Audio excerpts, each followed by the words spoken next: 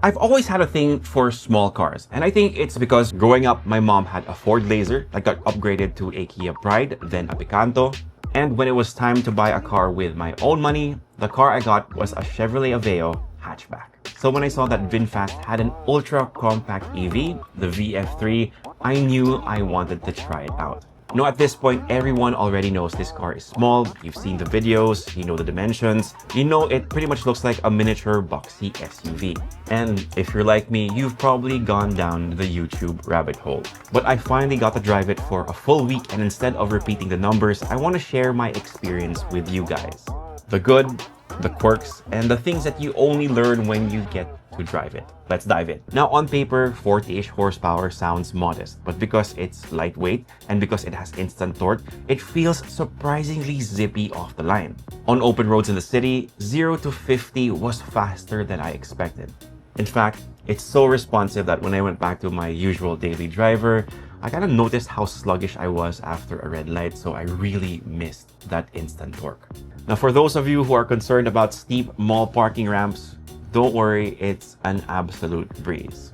I did enable creep mode on the VF3 just to smooth out the experience of crawling through Metro Manila traffic, and if you don't know what that is, it essentially gives you that automatic transmission feel. As the name suggests, it helps the VF3 kind of creep forward.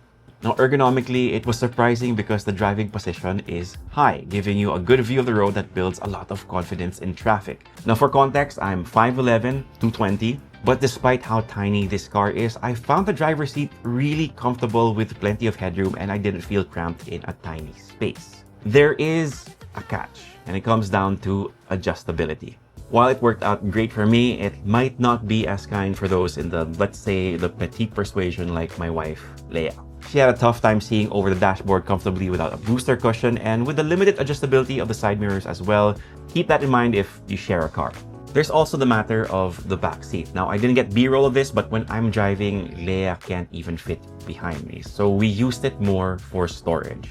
I would only invite people to ride with me in an absolute pinch, and at most, you're gonna fit like 2 people back there.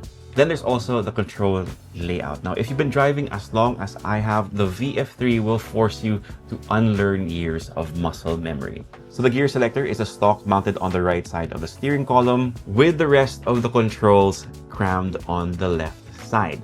So more than once at a full stop, I accidentally put the car into neutral instead of turning on the wiper blades. Now the good news here is that the software locks out gear changes while moving, so accidentally flicking the stalk while driving won't suddenly throw the car in neutral or reverse. And as for its maneuverability, as you can imagine, U-turns are ridiculously easy. Funnily enough, because of how small it is, parking takes a bit of recalibration. In the first few attempts, my parking was extremely crooked, and I'm OC, so I definitely straightened out my parking each and every time. When it comes down to ride quality, well, it really depends where you are in the metro. Ride down C5 just after Market and you'll definitely feel all those bumps and imperfections on the road. But if you get into a smooth, well-paved road in BGC, it glides quietly and effortlessly. In terms of cabin noise, I don't know if I just lowered my expectations, but it was a lot quieter than I was expecting. A friend also warned me about the interiors creaking because that was his experience with like green GSM cars, but I didn't hear any of that. Now, Leia and I were also able to take the VF3 on NAIAX during that stretch of bad weather that we had last week. Generally, it was a comfortable ride. We got up to 80, no problem. But when the weather turned for the worse, it hit us. The strong wind. You could really feel it work against the car, but not to the point where it felt like it was gonna tip us over, but you definitely feel it. And it was at this point during the bad weather where I figured out why a lot of the VF3 owners I saw on Facebook and on YouTube suggest making a few key upgrades. Number one being changing out the stock wiper blades into the banana type ones, because those stock wiper blades were really jittery.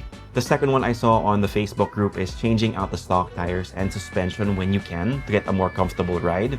And the third one was installing a frunk to give the VF3 more storage. The good news is that those parts and mods seem to be readily available here in the Metro and also relatively affordable according to the YouTube rabbit hole that I dove into. Okay, let's talk about charging. Very, very important. Now, because the VF3 I used is a review unit provided by Vinfast themselves, I had to rely on public charging stations. And one important lesson I learned was that the ones that I saw in the mall parking lots that I frequent did not work.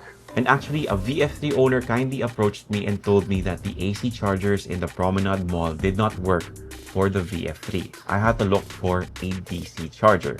Now, thankfully, there was one that was pretty close. And the one I found was the one at the Eco Oil gas station on EDSA. It took about 40 minutes to get from 25% to 90%. So after a cup of coffee and a bit of work, we were good to go. The total cost of charging, 364 pesos, and that was the only time we needed to top up the VF3. Efficiency-wise, my typical run from Arca South to the podium only took about 8% of the battery life. Of course, results may vary.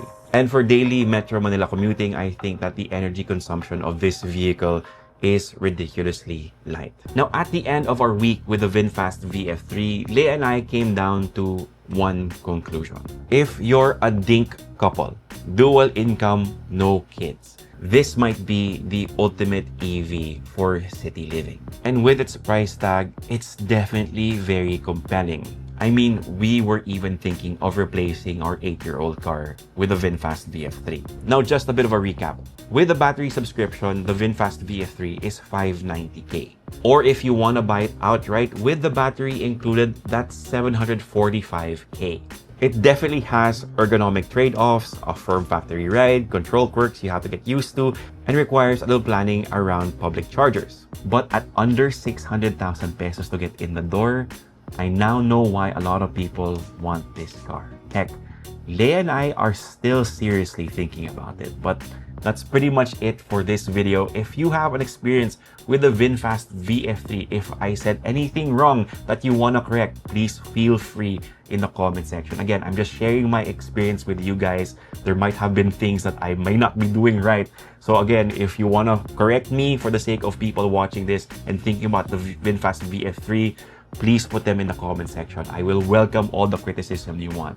But yeah, that's pretty much it for me and this video. My name is Tito James. Peace, God bless, and I'll see you guys in the next one.